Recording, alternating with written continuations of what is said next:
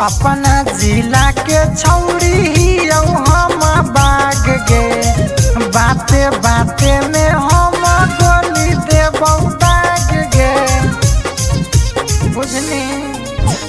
अपना जिला के छौड़ी ही हम बाग गे, बाते बाते में हम गोली देबौ दाग गे। कि जब लाठी लेके खड़ा होई जैतौ राजवानावा, कुछो न करतौ नावा ताके थानावा। बानी के मुरेठा जब अइतौ मंजियानावा, कुछो न करतौ नावा ताके थानावा। कोई कुछ बोलता क्या?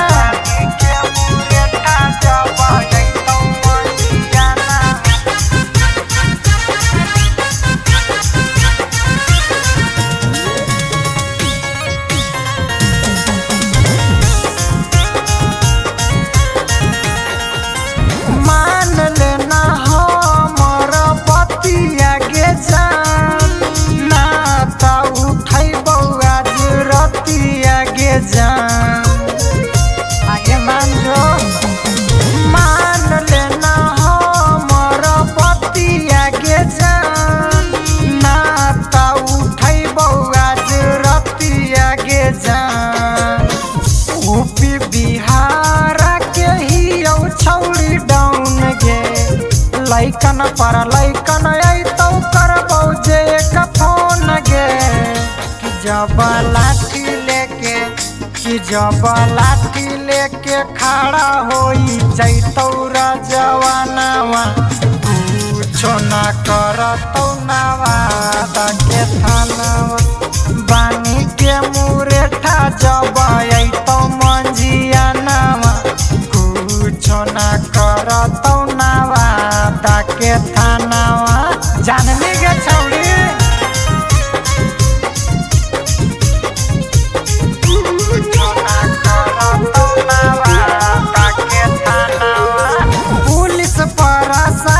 डरे ठोको हौ सलामी, करो हौ गुडुआ के घरे आके गुलामी। आके देख लिया पुलिस प्रशासन डरे ठोको हौ सलामी, करो हौ गुडुआ के घरे आके गुलामी। हकौ पंटुसवा छौड़ी बड़ खलनायक, पॉकेट में रखो हकौ नेता और विधायक। कि जब लाठी लेके खड़ा होई जैतौ तुरियानावा, कुछो न करतौ नावा ताके थानावा।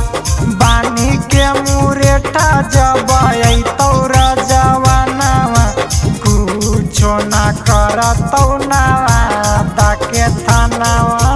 सुधार जोगे छौड़ी ने तो टांग के ले जीवो।